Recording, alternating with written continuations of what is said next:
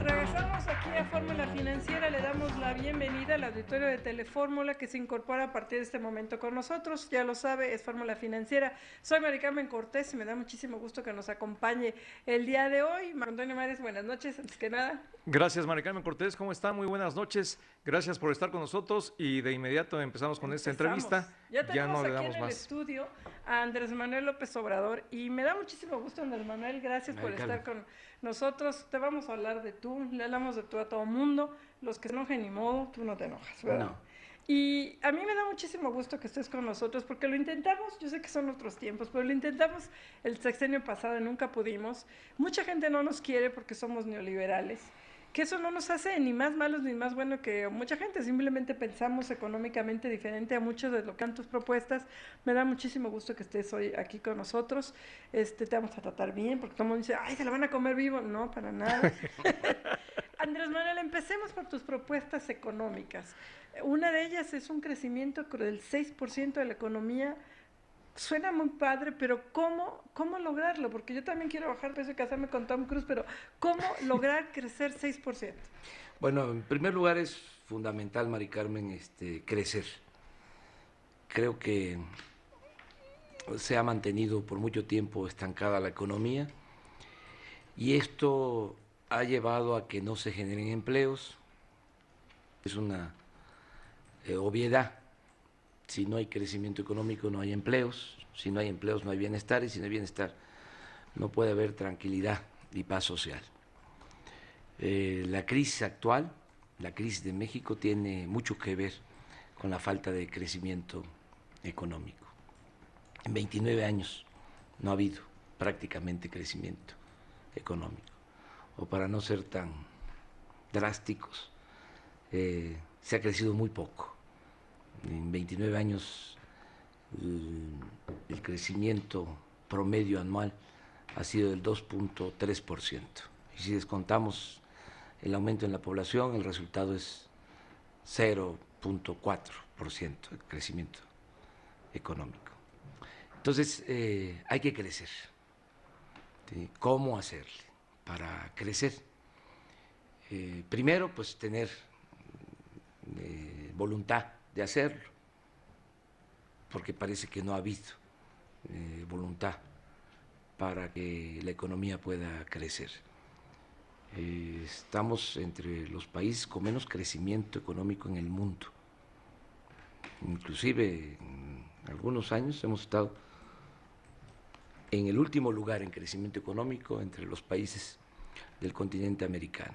Aunque parezca increíble, hemos estado abajo de Haití en crecimiento económico.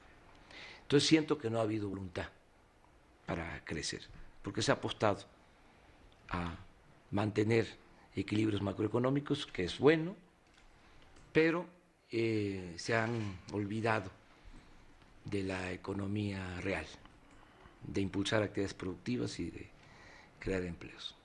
¿Qué estamos planteando nosotros? Bueno, yo estoy proponiendo que podamos crecer al 6%, ya me están copiando otros candidatos,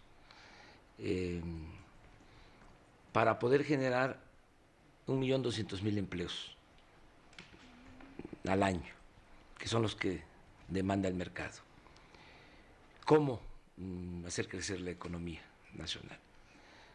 Estamos pensando en incrementar la inversión pública. ¿Cómo vamos a aumentar la inversión pública? Lo vamos a hacer de tres maneras. Primero, vamos a reducir el gasto corriente, que ha crecido muchísimo. Ojalá y la economía hubiese crecido igual que el gasto corriente durante todo este tiempo. No es así. Tenemos un gasto corriente excesivo. Estamos hablando del 61% del presupuesto que se destina a gasto corriente. 2 billones de pesos al año, es gasto corriente. Entonces pensamos reducir el gasto corriente en 15% para ahorrar 300,000 millones de pesos. Sobre todo terminando con privilegios de la alta burocracia, de los altos funcionarios públicos, que se dan la gran vida. En ningún tiempo se justifica el que haya un gobierno rico con pueblo pobre, menos en la circunstancia en que estamos.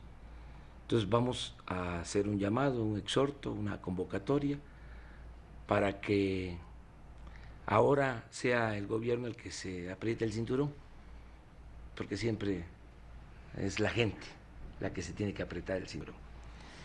Vamos a reducir sueldos de los altos funcionarios públicos, no vamos a reducir sueldos de la mayoría de los trabajadores al servicio del Estado, ganan poco.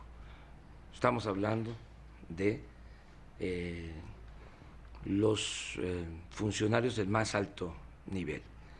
Vamos a terminar con otros privilegios, a lo mejor en otras circunstancias no se les podría llamar de esa manera, pero ahora sí, el que tengan de atención médica privada, que cuesta en el presupuesto 6,000 millones de pesos al año, que haya cajas de ahorro especial para funcionarios, que también cuesta mantener esa caja de ahorro 6,000 pesos, 6,000 millones de pesos al año.